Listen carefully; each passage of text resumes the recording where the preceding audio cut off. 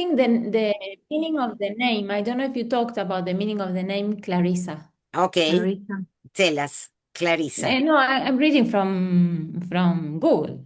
Yes, yes, of Well, course. it means bright, clear, or famous.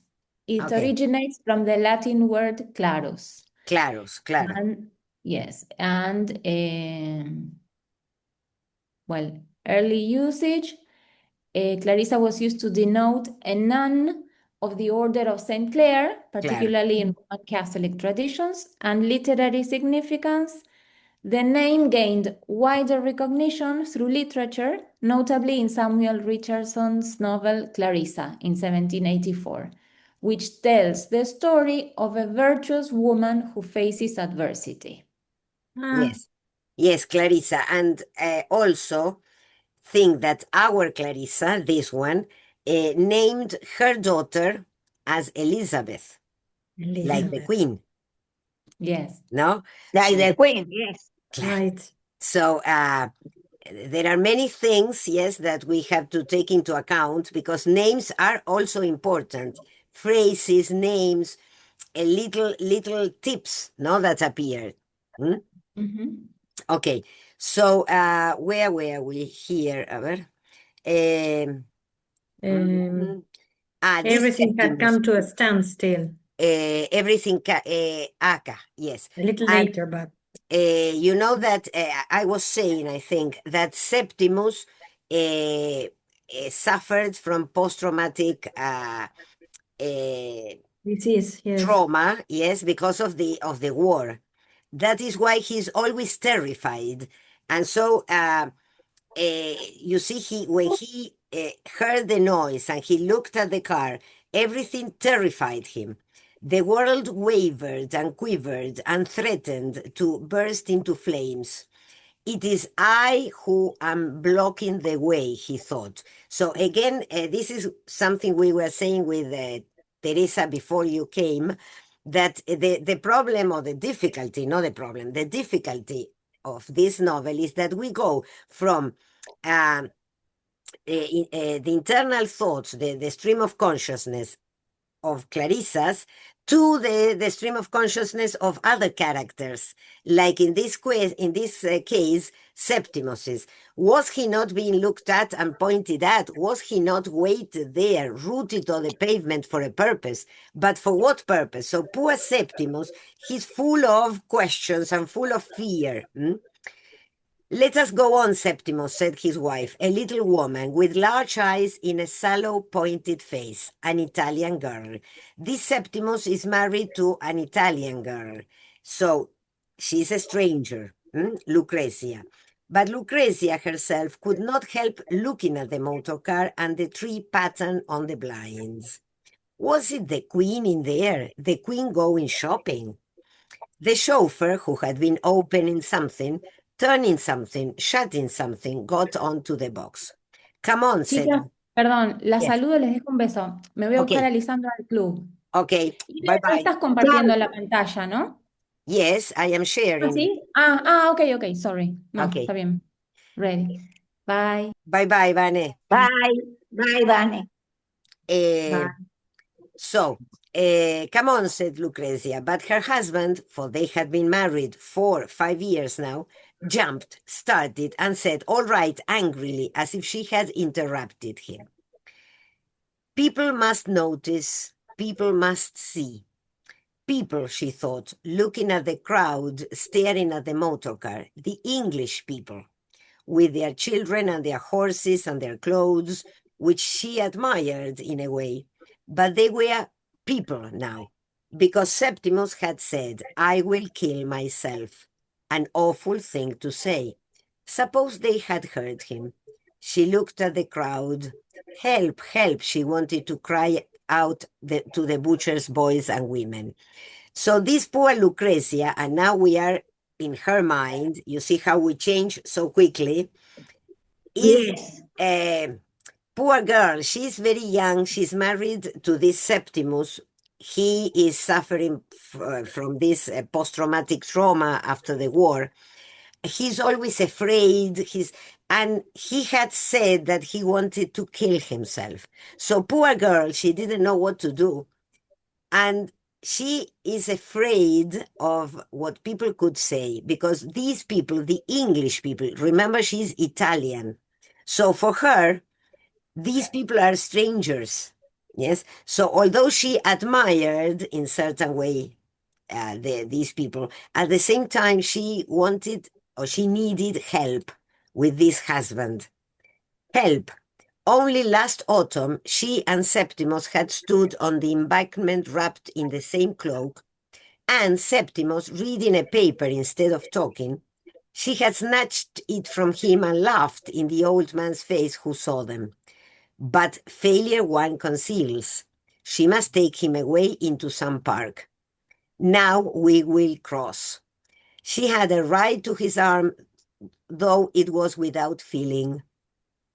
He would give her, who was so simple, so impulsive, only 24, without friends in England, who had left Italy for his sake, a piece of bone. So poor girl, no? She's alone in England with no family, no friends, and this husband who is so ill. The motor car, with its blinds drawn and an air of inscrutable reserve, proceeded towards Piccadilly. So the people are looking at the car. In the middle of that commotion, we find Septimus and Lucrezia. There could be no doubt that greatness was seated within. Greatness was passing, hidden down Bond Street. So everybody knew that somebody in the car was a member of royalty, yes? And the way that these people are described, yes, within speaking distance of the majesty of England, of the enduring symbol of the state, which will be known to curious antiquaries, sifting the ruins of time, when London is a grass-grown path and all those hurrying along the pavements this Wednesday morning are but bones with a few wedding rings mixed up in their dust and the gold stoppings of innumerable decayed teeth. The face in the motor car will then be known. So it doesn't matter what happens in London, but royalty, the king, will survive. Yes, the important thing is the idea of royalty. And this is still something that happens still today. Yes, they keep this idea of the importance of the king. In this case, now it is a king, and the center, no, of the tradition of the crown.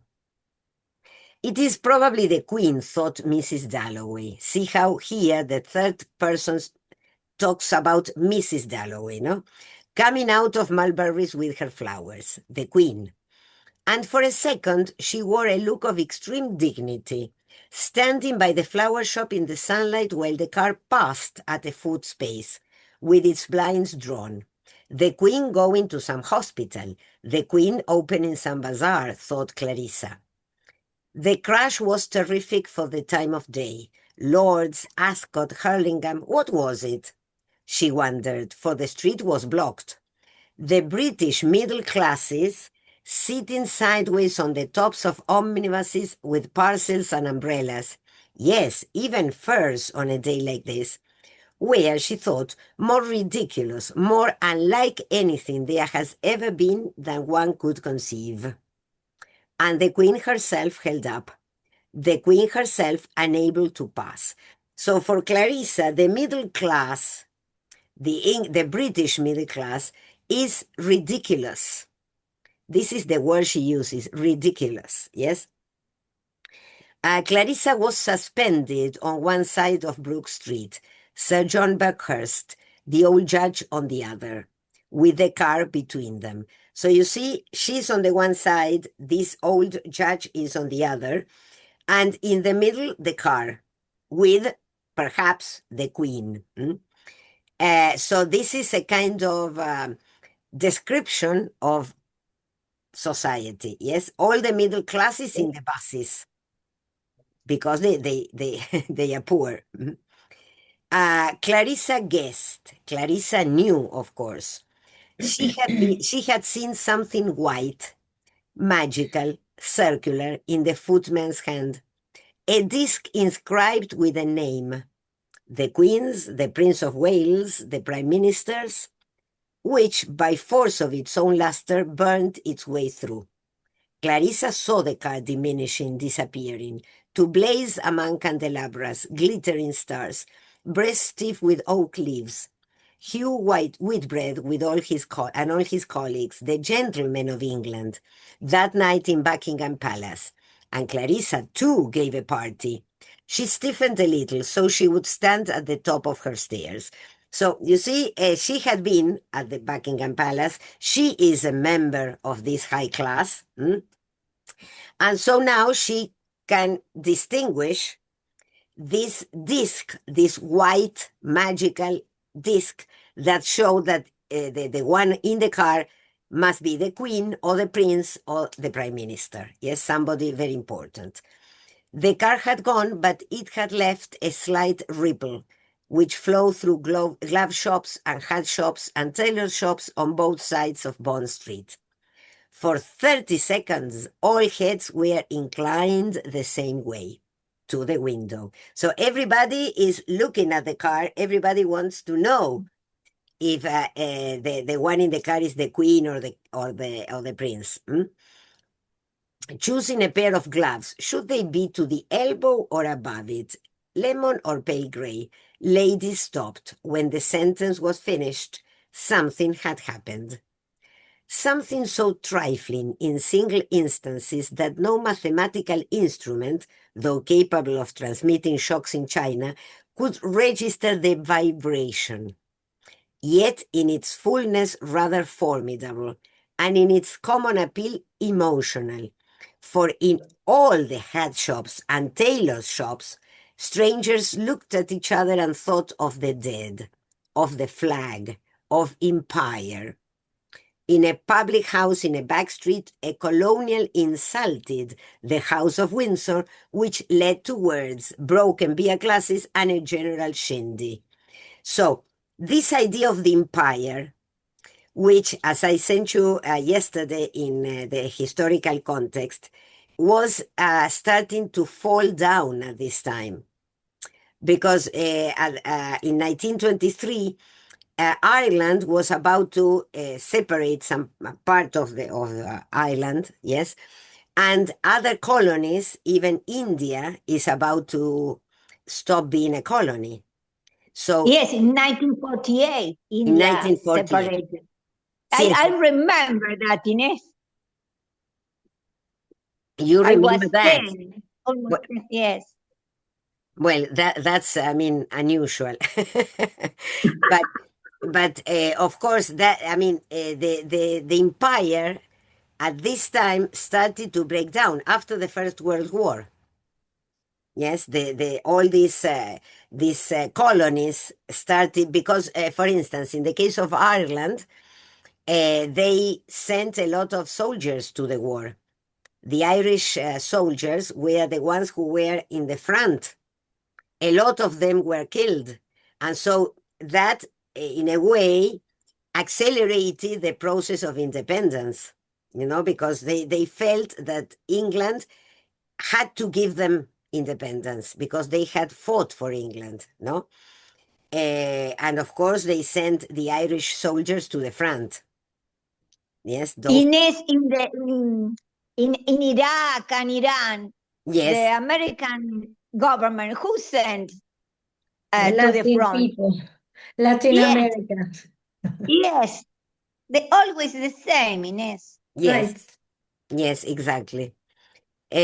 So all this agitation takes place because of the car that passes by. But at the same time, there is this question of the colonies and all the political reverberation. Yes, it is not only, I mean, the car that passed is a symbol for everything that is happening at a political level at that time, yes?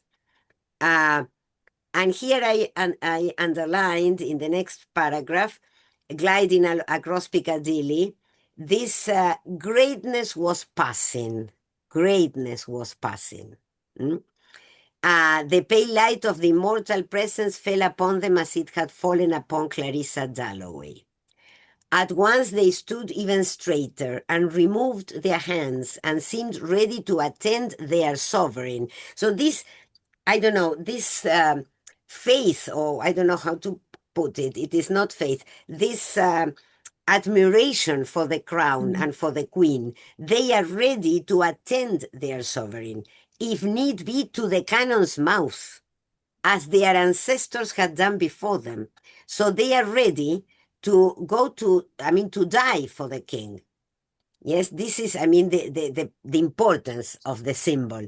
The English are ready to die for the king. The white busts and the little tables in the background covered with copies of the Tatler and siphons of soda water seem to approve. Why is the Tatler mentioned here? This is a kind of Magazine. gossip